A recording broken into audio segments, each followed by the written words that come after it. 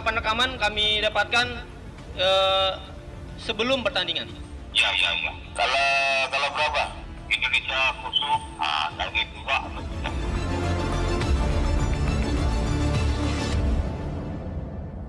Pelatih timnas di bawah usia 23 tahun Aji Santoso dan Wakil Presiden Yusuf Kala menyerahkan penuntasan dugaan pengaturan skor di SEA Games kepada kepolisian. Berikut adalah kutipan pernyataan mereka.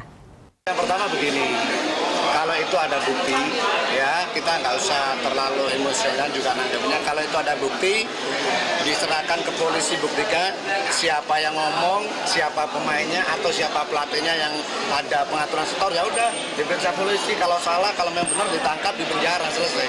Ya kan? Jangan sampai anak-anak sudah berusaha maksimal dengan persiapan waktu yang mepet, ini jadikan isu. Saya juga nggak tahu yang menggembuskan isu ada pengaturan skor itu siapa, tapi yang jelas apalagi kalau dari pelatih tidak 100%, 1000% saya jamin tidak.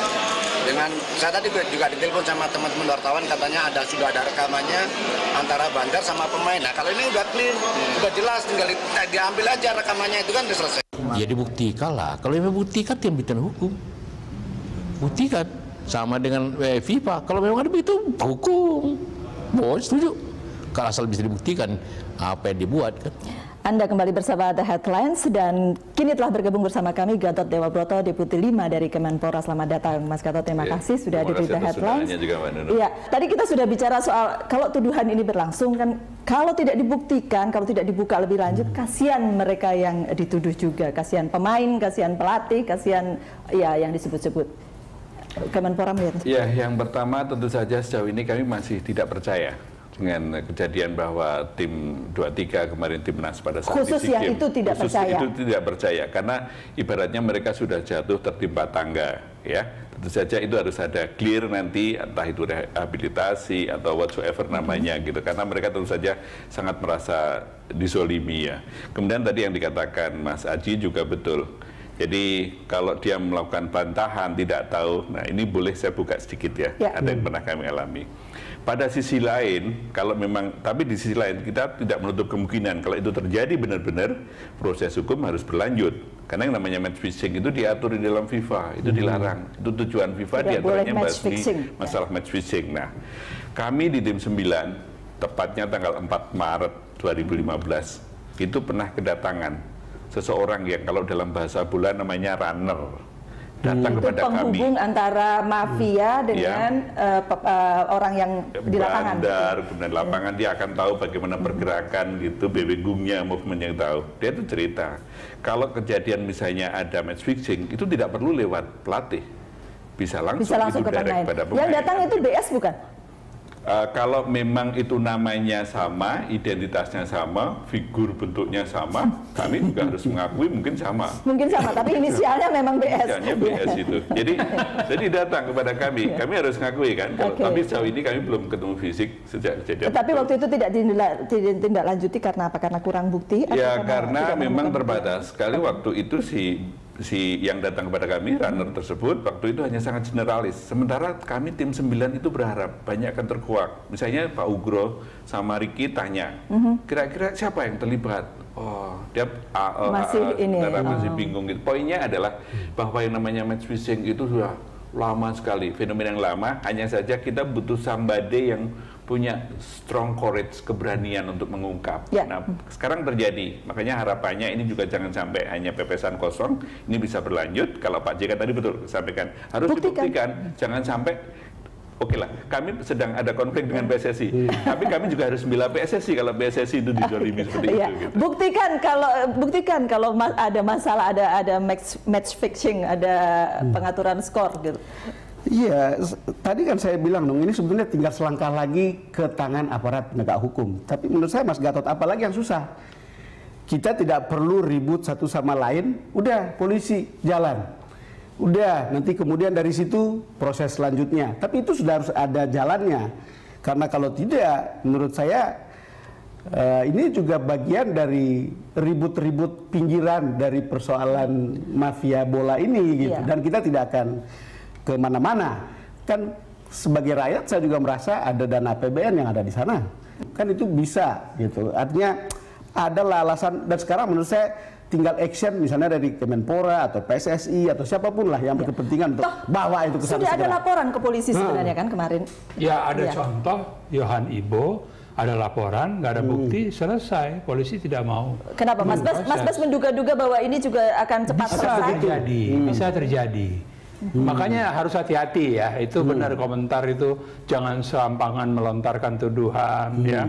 Belum tentu orang itu bersalah. Di lain pihak memang kita boleh dong curiga kok 5-0 2 kali berturut-turut, something was terribly wrong ya. Kita nggak pernah kalah sejauh itu, sebesar itu.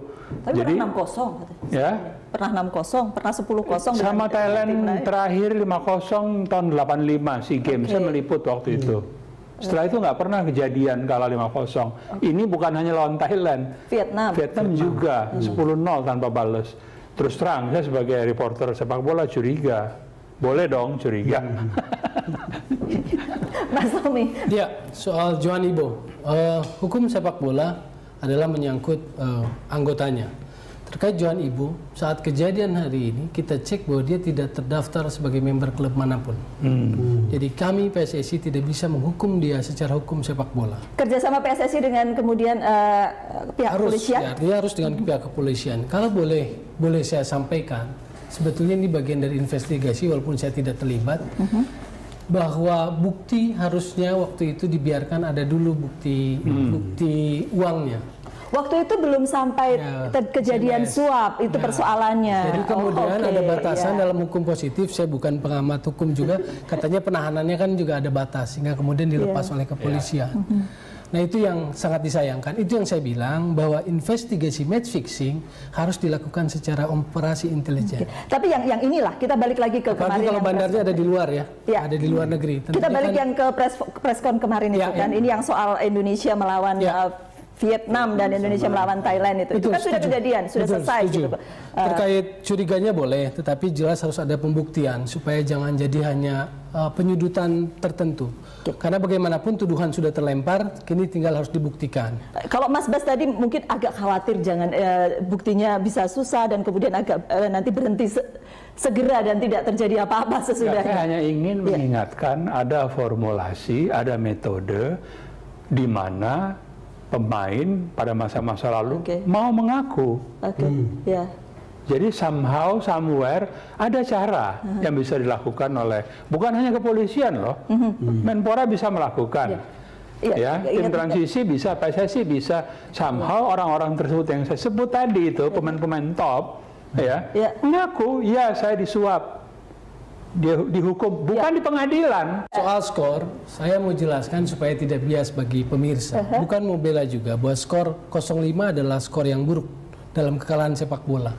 Tetapi yang harus kita lihat adalah, kalau boleh saya kasih penjelasan sebagai insan sepak bola, kawasan Indochina sekarang, Thailand, Myanmar, Vietnam itu sedang maju pesat. Indikator-indikator bagaimana football development mereka berkembang. Peringkat kita sekarang 155 ya. Sudah pasti di bawah Thailand, sudah pasti di bawah Malaysia, sudah pasti di bawah itu banyak Vietnam. indikatornya. Kalau kita menghitung FIFA ranking, bahkan di FIFA pun hanya orang-orang tertentu. Kalau saya boleh kasih tahu rumusnya, P sama dengan M kali I kali T kali C. Panjang, ada angka koefisiennya. P apa P? P itu poin. Poin sama dengan menangnya di mana, lawannya siapa, koefisiennya lawannya berapa. Panjang nanti tapi rumusnya itu agak jelimat. Nggak usah rumusnya kalau gitu. Yang mau saya bilang adalah mereka berkembang dalam konteks sepak bola dan kita sempat stagnan di masa dualisme. 2009 peringkat kompetisi liga kita peringkat 8. Begitu dualisme terjadi sampai unifikasi peringkat kita 18. Yang pasti ini sudah ada di polisi begitu kan, laporannya sudah masuk gitu kan. Kira-kira apa yang kemudian bisa dilakukan, yang bisa dibuat oleh PSSI ataupun Kemenpora atau tim transisi untuk membantu kepolisian?